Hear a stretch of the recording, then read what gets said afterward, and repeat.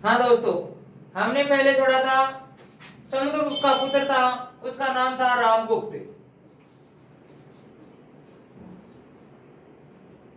रामगुप्त शासक बनता है 375 ईस्वी में। जब समुद्रगुप्त की मृत्यु हुई थी तब राज्याभिषेक निकाय हुआ था, लेकिन कारण ये था इनके पीछे लगा हुआ था गुजरात का शासक था, उसका नाम था रुद्र सिंह तृतीय।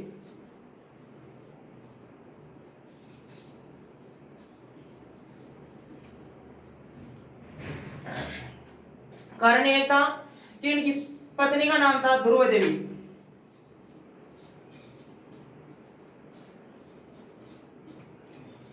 यह ध्रुव देवी उस गुप्त काल में सबसे हैंडसम थी। इस कारण इसकी नजर रुद्र सिंह की सिर्फ इसी ध्रुव देवी पर थी। ध्रुव देवी पर नजर होने के कारण बार बार रामगुप्त को भी परेशान कर रहा था यह, और अंततः रुद्र सिंह रामगुप्त को पराजित करता है। पराजित करने के पश्चात इनको कहता है कि या तो अपना साम्राज्य रख लो या फिर ध्रुव देवी हमारे को दो। कहने का तात्पर्य है कि साम्राज्य बराबर ध्रुव देवी, या तो अपना साम्राज्य रखो या फिर ध्रुव देवी हमें दो। अंततः रामगुप्त संधि स्वीकार कर लेता है और बोलता है कि सुबह आ जाना और ध्रुव देवी को आप ले जाना और साम्राज्य में रख लूंगा, साम्राज्य में रख लूंगा। इस कारण यह संधि होती है। रामगुप्त का ही एक छोटा भाई था, उसका नाम था देवराज। देवराज या देवश्री। देवराज या देवश्री यह विचार विमर्श करता है कि सुबह तो यह ऐसा भाई साहब ने फैसला ले लिया कि ध्रुव देवी जाएगी, जिसे हमारा क्या होगा। इस कारण वह रुद्र सिंह देवराज अपने भाई रामगुप्त की हत्या करते हैं। रामगुप्त की हत्या करता है तथा ध्रुव देवी से विवाह करता है। ध्रुव देवी के साथ में विवाह करने के पश्चात इसने एक उपाधि धारण की थी, वह थी महेंद्रादित्य।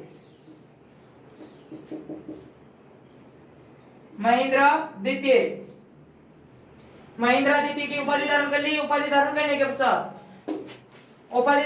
के पश्चात इन्होंने यह उपाधि धारण करने के पश्चात इसने विक्रमादित्य की उपाधि धारण की थी। विक्रमादित्य की उपाधि धारण करता है तथा विक्रमादित्य की उपाधि धारण करने के पश्चात यह रुद्र सिंह के पीछे होता है और इसको पराजित करता है तथा हरा देता है, हत्या कर देता है। हत्या करने के पश्चात इसने एक उपाधि धारण की थी, वह थी संकारी। क्या थी? संकारी। यह संकारी उपाधि धारण करने के पश्चात इसने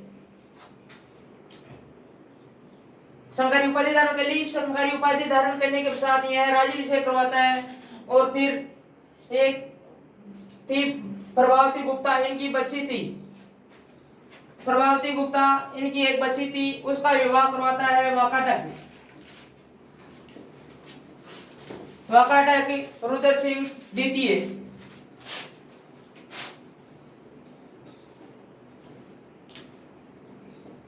रुद्र सिंह द्वितीय के साथ में विवाह करवाता है प्रभावती गुप्ता का, और उसी प्रभावती गुप्ता में लिखा गया है कि पुणे से एक ताम्र पत्र प्राप्त हुआ है, उसमें लिखा गया है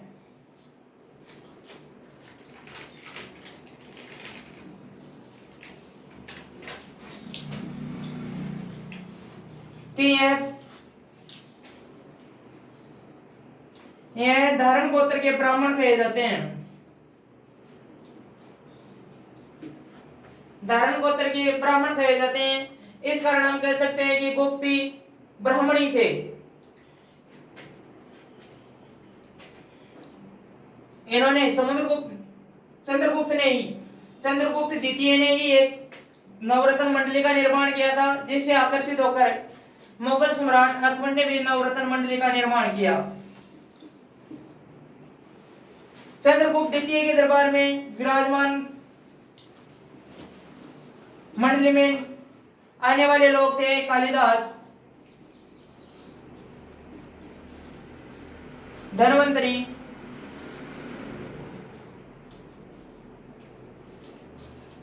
शंकुका,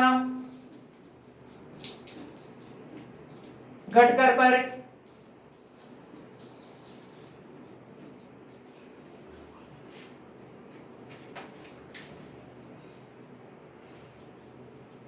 कालिदास, धन्वंतरी, शंकुका, घटकरपर, वराहमिहिर,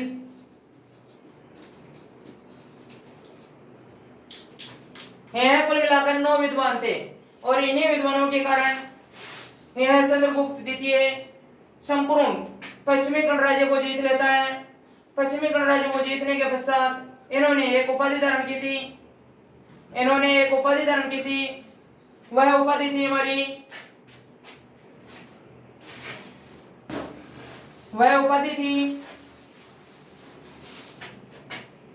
यह उपाधि धारण करता है गणारी की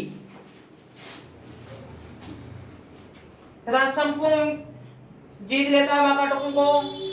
इसके बाद में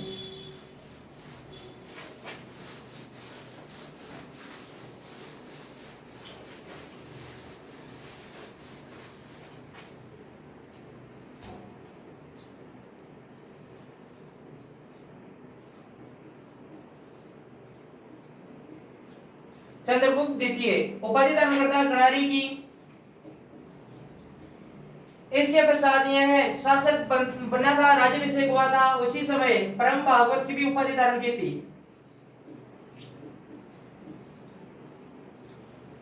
और दिल्ली में एक लोहा स्तंभ लगा हुआ है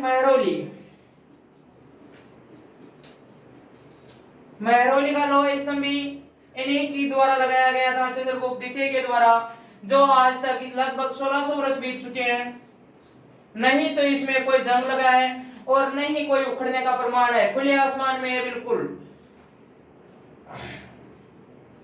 इसके बाद में जो शासक आता है चंद्रगुप्त द्वितीय के बाद में, उनमें कोई शक्तिशाली शासक नहीं थे।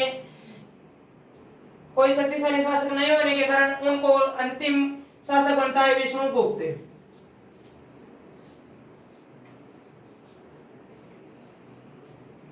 जो गुप्तों का सबसे अंतिम शासक था और चंद्रगुप्त द्वितीय का बेटा था, उसका नाम था कुमारगुप्त।